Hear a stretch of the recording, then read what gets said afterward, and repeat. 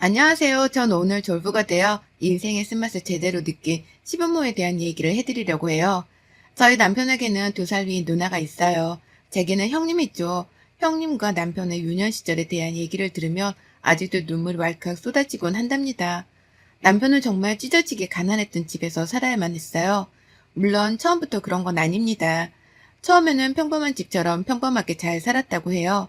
이렇게 살고 있었지만 원래 시부모가 돈 욕심이 좀 있는 편이라 주식이고 뭐고 이것저것 잘 손대는 편이었는데 이때 시부가 친한 친구라며 보증을 서준 거죠.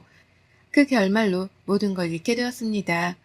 집의 기둥이 뿌리채 뽑히게 되면서 온 집안에는 빨간 딱지들이 붙기 시작했고 이때부터 시부모는 매일같이 남편과 형님 앞에서 큰 소리를 내며 싸우고 몸싸움까지 했다고 해요. 어느 날은 시부가 집을 나가고 또 어느 날은 시모가 집을 나가면서 이 남매는 부모로부터 완전 방치가 되었던 겁니다.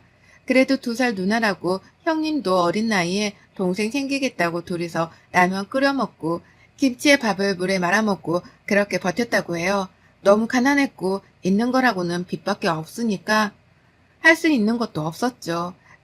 그래서 형님은 고등학생의 나이였지만 학교를 다닐 수 있는 여건도 되지 않아서 이리저리 빌고 또 빌어서 공장에 취직을 했다고 하더라고요.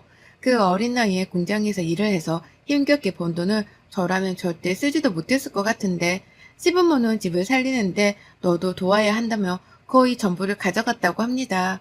형님은 어린 나이지만 너무 큰 돈이니 그래야 한다고 생각했다고 해요. 그러다 시간이 지나면서 점점 일을 하는데 본인들의 상황이 좋아지지 않자 시부모가 본인의 월급을 제대로 쓰지 않는 것 같아서 돈을 빼고 줬다고 하더라고요. 빼둔 돈으로 남편과 이것저것 사 먹기도 하고 따로 조금이지만 모아뒀다고 합니다. 남편도 똑같아요. 공부에 대한 열정도 의지도 있었지만 학교를 다니기가 어려운 형편이었죠. 형님이 너는 어떻게든 고등학교는 졸업하라고 도와주겠다고 했지만 너무 미안하다고 해요. 형님 혼자서 너무 힘겹게 사는 게 미안해서 결국 고등학교 1학년을 다 마치지도 못하고 자퇴를 결정한 뒤 형님이 다니던 공장으로 들어가서 남편도 일을 했습니다. 제가 형님과 남편이 정말 대단하다고 느낀 게 처음 이들을 만났을 때는 정말 이런 아픔이 있는 사람들이라고는 상상도 못할 정도로 너무 멘탈도 단단하고 밝았습니다. 그리고 형님이 성인이 되었을 때는 시부모에게 더 이상 월급을 주지 않고 본인이 모으고 할 거 하면서 살았다고 해요. 성인이 되는 동시에 집에서 독립을 해버렸거든요. 남편 역시도 형님이 독립하면서 데리고 나가서 아예 집에는 시부모만 남은 거죠. 이 둘이 이렇게 서로를 의지하면서 같이 살며 지냈습니다. 어린 남편이 돈을 어떻게 사용할지 모를 테니 형님이 딱 바로잡아주고 얼마씩 모아야 하는지도 알려주고 그렇게 산 덕분에 또래들에 비해서 최연소 직함을 갖게 되기도 했고 급여도 높았어요. 또 모아둔 돈도 많았죠. 단순히 공장에서 일하는 걸로 만족하지 않고 본인이 맡은 일에 대해서 더 성장할 수 있는 방법을 찾아서 일을 하면서 관련 자격증도 여러 개를 따던 사람입니다. 그렇다 보니 급여가 더 높아질 수밖에 없었죠. 이렇게 살아온 남편은 30대 후반의 나이에 24평이지만 수도권의 작은 아파트를 샀습니다. 남편과 제가 30대 초반에 만났고 서로 어느 정도 각자의 힘으로 결혼이야 할 수 있었지만 약간 미뤄뒀던 이유가 있었어요. 시부모가 경제적으로 독립을 하지 못해서 자꾸 형님과 남편에게 손을 벌리다 보니까 결혼 후 이게 얼마나 문제가 될지 알아서 남편이 조금만 기다려달라고 늘 말했죠. 어린 남매가 이렇게 힘들게 살다 여기까지 올라오는 동안 시부모는 도박도 하고 주식도 하고 남의 돈 사기쳐서 등쳐먹고 불법이란 불법은 다 저지르며 개념 없이 살았습니다. 그래서 이미 형님과 남편은 시부모에게 오만정이 다 떨어진 상태였죠. 그러면서도 어쩔 수 없이 정말 생활비 면목으로 매달 주고는 있었어요. 제가 연애를 오래 했고 형님도 저를 예뻐해줘서 셋이서 자주 술도 마시고 그랬거든요. 그래서 제가 그럴 때마다 이렇게 말을 했습니다. 그 생활비 면목으로 도와주는 것도 그만 도와주라고 습관되는 거라고 아예 모른 척을 해야지 그렇게 해봤자 의미가 있냐고 막 뭐라고 했지만 그들의 입장도 이해가 되긴 했어요. 당장 아예 모른 척을 하자니 상황이 그렇지 못하고 뭐 어쩔 수 없죠. 부모 자식이란 관계가 그렇잖아요. 그러던 중 대박적인 상황이 왔습니다.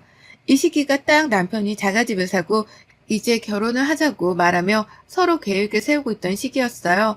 그런데 시부가 늘 안고 있던 그놈의 주식이 말 그대로 대박이 난 겁니다. 그로 인해서 정말 인생 역전 졸부가 되었죠. 로또 1등을 몇 번 당첨되는 것보다 주식 한 방이 인생 역전에는 짱이구나라는 생각까지 들었습니다. 진심을 다해 축하를 해줬고 눈물까지 나더라고요. 이 천사 같은 이들이 드디어 이제서야 한시름 놓고 본인들 인생을 살겠구나 싶었고 결혼을 앞두고 시댁에 이런 좋은 소식이 있으니 마음이 너무 편해지더라고요. 시부모가 기분이 좋아서 그런지 저희가 결혼할 때 기대도 하지 않았는데 비싼 가전들을 턱턱 사주시곤 했습니다. 그 덕에 돈을 조금 아끼면서 결혼을 할 수 있었죠. 결혼은 시부모도 자리를 잡으니 오히려 마음이 너무 편했습니다. 또 저희가 먼저 결혼을 하긴 했지만 형님도 이제 결혼을 하신다고 하셔서 얼마나 축하를 해줬는지 몰라요. 꼭 그런 생각이 들었습니다. 너무 힘들었던 사람이라 하늘에서 이만큼 애쓴 거면 된 거라고 이제 행복해지라고 선물을 동시에 주시는 건가 싶었죠. 형님까지 무사히 결혼을 마치고서는 저희 집과 형님네가 가까워서 자주 만나서 여전히 술도 마시고 그렇게 놀았습니다. 무엇보다 시부모가 자리를 잡으니까 남매가 신경 쓸 일이 없어지니 너무 홀가분하고 행복하다고 했죠. 그런데 역시 우려했던 일이 결국에는 벌어지고 말았습니다. 돈 씀씀이가 굉장히 예쁜 시부모라서 사실 걱정이 많았거든요. 그래서 형님에게 돈을 맡겨라. 관리를 해주겠다는 방안들을 제시했지만 시부모는 절대 싫다고 했었어요. 그래 놓고서는 하루아침에 졸부가 된 티라도 내고 싶은 건지 온갖 사치를 다 부리고 다녔습니다. 명품을 하루에 몇 개씩 사는 건 기본이었고 집도 좋은 동네에 비싼 집으로 이사해버리고 차도 바꾸고 완전 딴 사람이 되었었죠.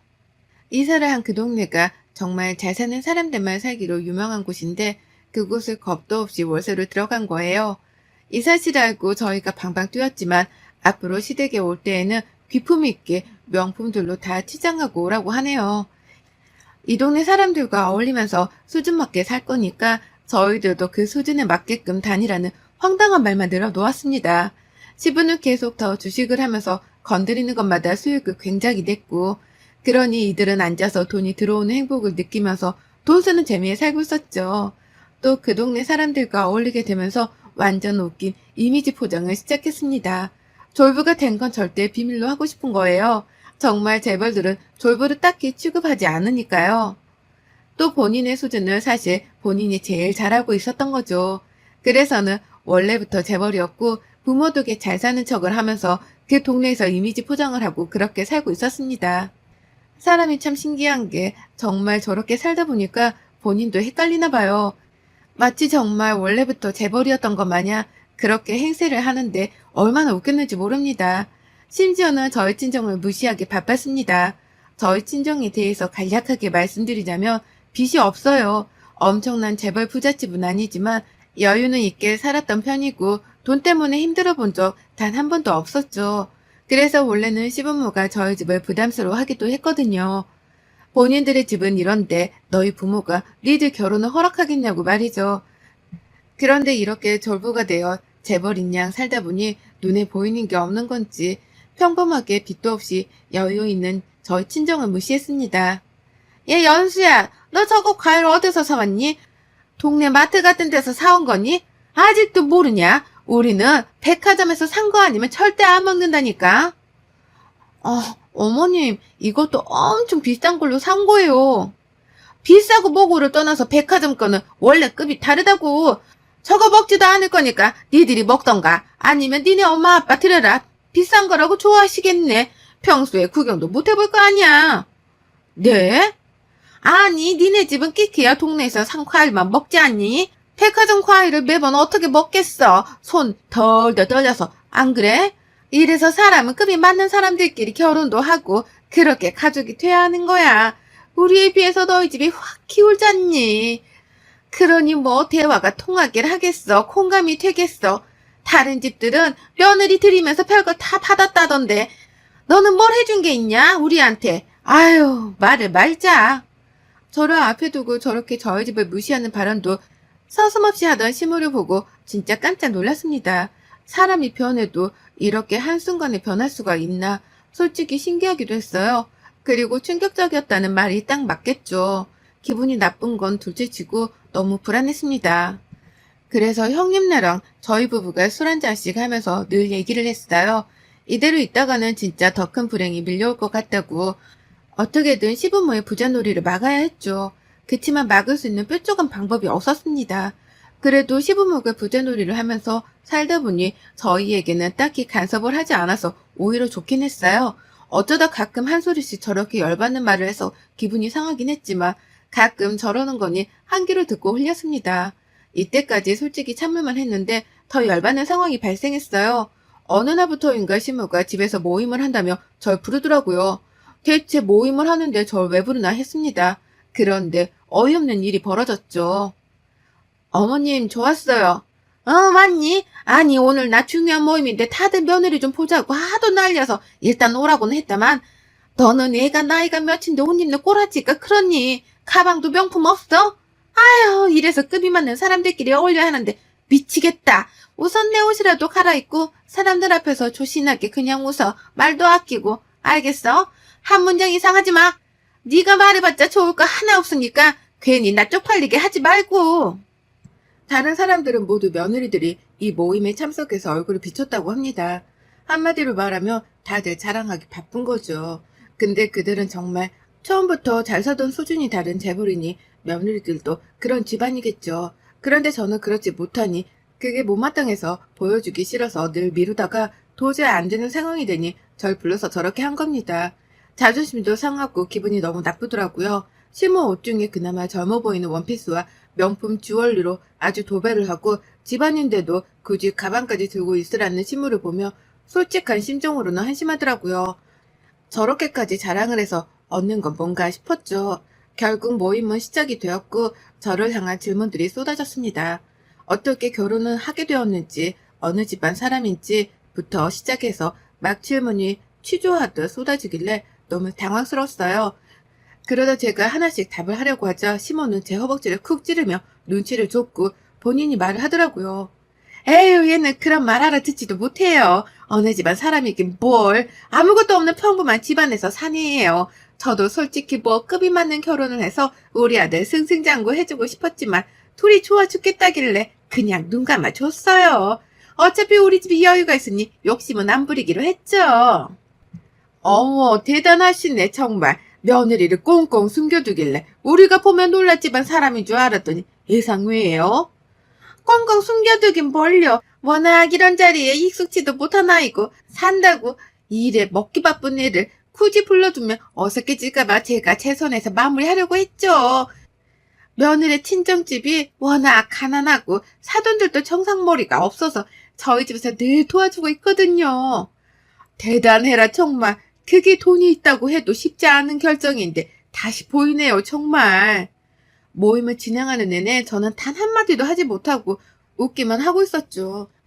거짓으로 시작해서 거짓으로 끝난 저 모임 자리는 지옥 같았습니다. 모임이 끝나고 사람들이 모두 가자 시몬은 제게도 집에 가라며 손짓으로 까딱 하더라고요. 그래서 저는 말했습니다. 어머님, 앞으로 이런 자리에 저 부르지 말아주세요. 제가 뻔히 아는데 제 앞에서 저희 집을 그렇게 모욕하시고 거짓말하시고 그렇게까지 저를 못나게 만드셔서 얻으시는 게 있으세요? 제가 아까도 정말 황당해서 말을 하려다가 그냥 말았네요. 이런 말까지는 안 하려고 했는데 한순간이에요. 제발 지금이라도 적당하게 분수에 맞게 사셨으면 합니다. 나중에 무슨 문제라도 생기면 그땐 저희가 책임 못 져요. 아시겠어요? 뭐라는 거야? 배 아프냐? 그지 같은 인생에서 벼락부자 되니까 배가 아파? 왜? 몇 푼이라도 쥐어주랴? 시몬은 저렇게 말하면서 오늘 수고한 수고비라며 제게 30만 원을 던져주더라고요. 그러면서 가지고 빨리 가라며 시끄럽다고 했죠. 전 그대로 돈을 바닥에 두고 집으로 왔고 남편에게 모든 걸 말했습니다. 남편 역시도 대체 이게 무슨 소리냐며 열받아서 방방 뛰었고 바로 시모에게 전화해서 2번 다시 이딴 짓 하지 마시라며 열을 냈습니다. 이후에도 계속 형님네와 저희 부부는 만나서 시부모가 저렇게 사는 거에 대해서 불안한 마음을 감출 수 없었어요. 이제는 본인들 자식인데도 형님과 남편이 간섭이라도 하려고 하며 니들도 나가서 니들끼리 살아놓고 왜 이제 와서 간섭을 하냐며 되려 큰 소리를 냈습니다. 그러면서 니들이 언제 우리를 부모로 생각했냐며 웃긴 것들이라고 돈 좀 쥐니까 콩고물 떨어질까 그러냐며 정말 상상할 수 없는 말을 했어요. 남편이 시모에게 뭐라고 하면 할수록 시모는 저를 괴롭혔습니다. 누가 볼까봐 쪽팔린다며 생전 시댁에 초대도 안 하던 사람이 어느 날부터인가 저를 자꾸 불렀죠. 그렇게 해서 가보면 저를 무시하는 재미로 사는 사람 같은 모습을 보였습니다. 하루는 시모가 급히 오라고 하길래 또 갔어요. 그런데 검은 비닐봉지 뭉치들이 여러 개 있는 겁니다. 이게 뭘까 싶었어요. 근데 시모가 말하더라고요. 아, 니네 부모님 생각나서 선물 몇 개 좀 빼뒀어. 이건 우리가 먹다가 양이 너무 많아서 남긴 한우야. 우리는 그날 거 아니면 안 먹고 버리거든. 근데 너무 아까운 거야. 비싼 건데. 그래서 생각해보니 니네 부모님은 이런 것도 제대로 못 먹을 텐데 주면 좋아하겠지 싶어서 빼뒀고, 이것도 과일이야. 좋은 거고 평생 먹지도 못할 과일이니 드려라. 모양새가 비닐이라 그렇지 이거 2개 합치면 얼마인 줄 모르지? 어머님, 지금 먹다 남은 음식을 저희 부모님께 드리라는 거예요? 어머님 말하면 안 먹고 버리려고 빼뒀다가 새 거라서 드리는 거지. 더러운 것도 아니고 새 거인데 감지덕지 하지 않으시겠니? 비싼 건데. 어머님 진짜 해도 너무하시네요. 저희 부모님도 이런 거 사드실 여유 있으세요. 거지도 아니고 어떻게 먹다 남은 걸 가져다 드리라고 이렇게 빼두실 생각을 하셨어요? 진짜 적당히 좀 하세요. 저도 참는데 한계가 있어요. 그리고 정말 웃겨서 말씀드리는 건데 어머님 지금 모습이 만족스러우세요? 과연 그 모습이 얼마나 갈 것 같으세요? 평생 그렇게 여유 있게 살고 싶으시면 제발 지금이라도 정신 차리고 현실을 보세요. 그리고 앞으로 이런 식으로 하실 것 같으니 저 여기도 안 올게요. 없는 것들이 자존심만 부린다더니 딱 네 꼴이네. 없으면 감사합니다 하고 받을 것이지 쓸데없이 자존심을 부리고 있어. 어디서 못된 것만 배워가지고는 네가 언제 이런 비싼 한우를 먹어보겠니? 어? 우리야 뭐 매일같이 먹어도 통장 창고에 티도 안 나는데 너도 그렇고 니네 집도 그렇고 이걸 언제 먹어보겠냐고. 기껏 생각해서 챙겨줬더니 싸가지 없기는. 이래서 없는 것들은 안 돼. 아, 진짜 평생 없이 살아놓고 이제 와서 주접은? 뭐? 너 뭐라고 했어? 주접? 너 미쳤냐 지금? 미치진 않았고 어머님도 하고 싶은 말 다 하시는 것 같아서 저도 했네요. 그럼 이만 가볼게요. 주접 그만 떨고 잘 사세요. 저는 시모에게 결국 폭발해서 모든 말을 내뱉고 왔습니다. 형님과 남편에게도 이날 있던 일을 빠짐없이 말했고 분노에 차올랐죠. 여기까지도 제가 꾹 참았어요. 그런데 저희 부모님께서 전화가 온 겁니다. 연수야 잘 지냈지? 다름이 아니라 좀 뭐가 이상해서 전화를 했어. 너네 시댁에서 집에 뭘 보냈길래 봤는데 다 비닐에 담겨있는데 한우에 고기에 생선, 과일 뭐 이런 게 있다. 근데 이게 무슨 쓰레기 버리듯이 보낸 것 같아서 이게 뭔지 영문을 모르겠네. 결국 제가 본인에게 막말을 한 게 열이 받아서 저희 친정집에 먹다 남은 것들을 싹 굳이 또 퀵으로 그걸 보낸 겁니다. 전 머리 뚜껑이 확 열렸고 더 이상은 참기가 싫었죠. 시무랑 싸우기 전에 또 모임이 있고 며느리들이 모두 모이는 자리라고 들었습니다. 그런데 이렇게 싸웠으니 제가 갈 필요는 없었지만 옳다구나 싶었죠. 애초부터 태생부터 재벌이고 부자인 척, 고상하고 우아한 척, 이미지를 굉장히 중요하게 생각하니 시모가 제일 두려워하는 진실을 저 모임에서 까발려야겠다 싶었습니다. 제가 그 모임 자리에 등장하니 시모가 뭐냐고 왜 왔냐며 귓속말을 했고 전 웃으며 가증스럽게 연기를 했죠. 그러다 모든 사람이 모였을 때 사실을 폭로했어요. 아, 저 드릴 말씀이 있는데 다들 주목 좀 해주세요. 저희 어머님에 대해서 말씀드리려고요. 너무 다정하고 좋으시죠? 얼마나 배려가 깊으시면 글쎄 먹다 남은 한우의 생산의 과일들을 음식물 처리하기 직전에 굳이 퀵으로 저희 친정집에 보내시는 거예요. 비싼 거 못 사 먹을까봐 그것뿐이겠어요? 태생이 부자? 아니에요. 시부모 평생 해픈 씀씀이에 도박, 주식, 보증, 별거 다 해서 집 말아먹고 제 남편이랑 형님이 평생 일해서 벌어먹고 그렇게 살았죠. 아, 그리고 여러분들 욕한 것들은 녹음도 했는데 들려드릴게요. 제가 이렇게 공개를 하자 순식간에 아수라장이 되었고 시모는 벌벌 떨면서 아니라고 하기 바쁘더군요. 그런데 더 대박인 건 이렇게 공개를 하자마자 다들 돈을 내놓으라는 소리를 하는 겁니다. 알고 보니 시부모가 주식으로 생활유지를 하는데 한계가 온 겁니다. 그래서 사람들한테 본인들의 부를 자랑하며 돈을 받아 투자를 해서 불려주겠다고 재테크를 해주겠다는 등등의 말들로 현혹시켜서 그 돈으로 생활을 하고 있던 겁니다. 결국 시부모는 총 6명에게 고소를 당했고 그 액수만 해도 30억이 훌쩍 넘는 돈이었어요. 다들 여유가 있는 집들이라 그런지 돈을 잃는 것보다 벌을 주는 게 맞다고 판단하셨고, 결국 합의를 못해 사기 관련으로 시부모 둘 다 옥살이를 하게 되었습니다. 생각도 못한 전개라 굉장히 당황했지만 차라리 이렇게 밝혀져서 형님도 남편도 큰 피해를 피할 수 있게 되어 다행이라고 했죠. 아직도 저들은 옥살이 중이고 형님도 남편도 시부모랑 아예 연을 끊고 살고 있습니다. 저희끼리 더 똘똘 뭉쳐 잘 살고 있어요. 여러분의 생각은 댓글로 남겨주세요. 오늘도 시청해주셔서 정말 감사합니다.